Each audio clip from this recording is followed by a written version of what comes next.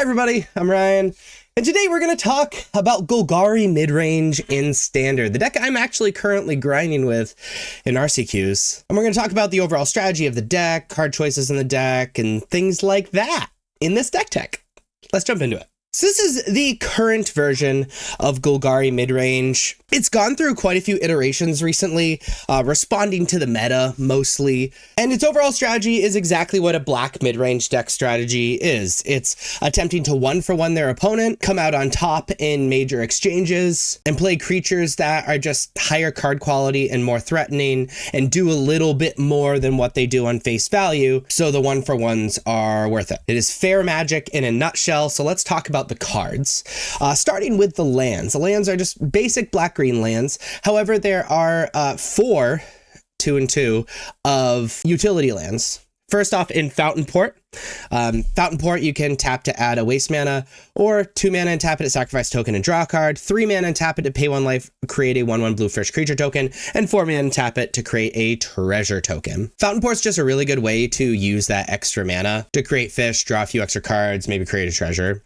And Soulstone Sanctuary is, you can tap it to add a waste mana, you can pay 4 mana, and this land's become a 3/3 creature with vigilance, and all creature types, it is still a land. What's cool about that, and maybe not cool about that if you're playing against board wipes, I guess, is that it does not stop being a creature at end of turn like a lot of cards like this do. So you only have to invest mana into it once, and then you can keep attacking with it, and it's very, very strong. As far as 1 mana cards go, we're playing Cut Down just against these aggressive decks, destroying a creature with total power and toughness 5 or less, and we're playing 4 Llanowar Elves to ramp our mana and just get out ahead of our opponents, which is another way that these 1-for-1 decks can win the game. Anoint with Affliction is very good again against these small creatures, but also is a really clean answer to the white enduring creature. Go for the Throat is pretty much an unconditional removal because there's not a lot of playable artifacts.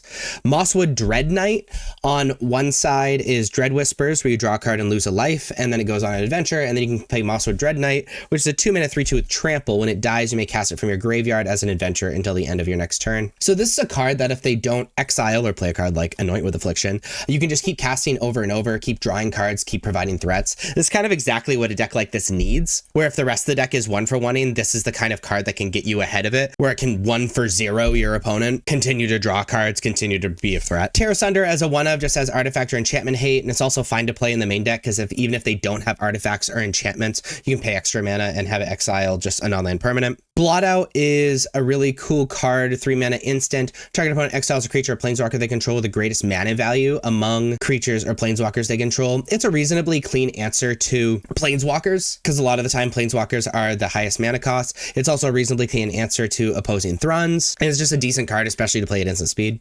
Playing 3 Preacher of the Schisms. Playing this on turn 2, especially with Llanowar Elves, is so strong. It's a 2/4 with Death Touch. Whenever Preacher of the Schism attacks, the player with the most life or tied for the most life, create a 1/1 white vampire creature token with lifelink, which you can sack the token to Fountain Port, by the way. And whenever Preacher of the Schism attacks while you have the most life or are tied for the most life, you draw a card and lose a life. What's kind of cool about Preacher of the Schism is that if you have the same life total as your opponent, both things happen, which is wild. We're also playing 3 Glissa Sunslayer, also insane to play on turn 2. Is a 3-mana 3/3 with First Strike and Death Touch. First Strike, Death Touch means that it wins every combat, which is wild, unless your opponent also has First Strike or Indestructible or something. When it deals combat damage to a player, choose one. You draw a card, lose a life, destroy target enchantment, remove up to 3 counters from target permanent. There's a lot of stuff we can do with this, but as you can see, this card's a lot like Mosswood Dread Knight in that it is more than what it is on the surface and can pull us ahead as we 1-for-1 our opponents. We're playing 2 Maelstrom Pulse just as a catch-all removal. Also, if we're able to kill multiple creatures or permanents with the same Maelstrom Pulse, it's just gravy.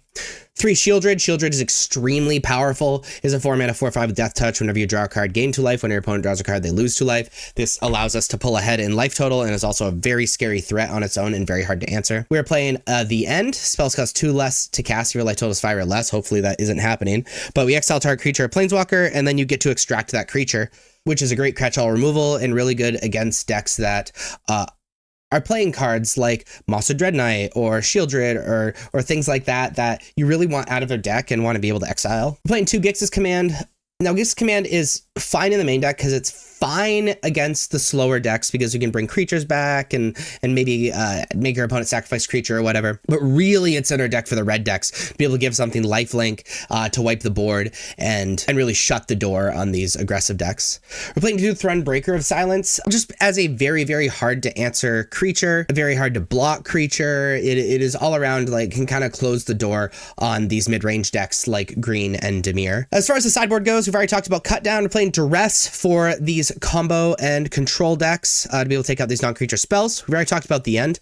Harvester of Misery has gone up pretty significantly in stock. It's very good against the aggressive decks, especially the Gruul and mono red decks, because it can just wipe the board, and is also early removal, so we're starting to play it as a 4 of rather than a 1 of. We're playing a single Terra Sunder. We've already talked about that to join the one in the main deck. We're playing 3 Tranquil Frillback. Tranquil Frillback is an interesting catch-all. We side it in against decks that have artifacts or enchantments that we dislike and aggressive decks so we can gain 4 life and just have a blocker. It's also fine as Graveyard Hate, so it's like really, really good all-around creature. And then we're playing 2 Nissa Ascended Animus, both as artifact and enchantment hate, and also it can close the door on these decks that are going very, very long with us. That is Golgari Midrange in Standard. If you like this video and want to see more videos like this, please be sure to like and subscribe. Check me out on social medias. Links are above me and in the description. And as always, thank you so much for watching. I'll see you next time. Bye-bye.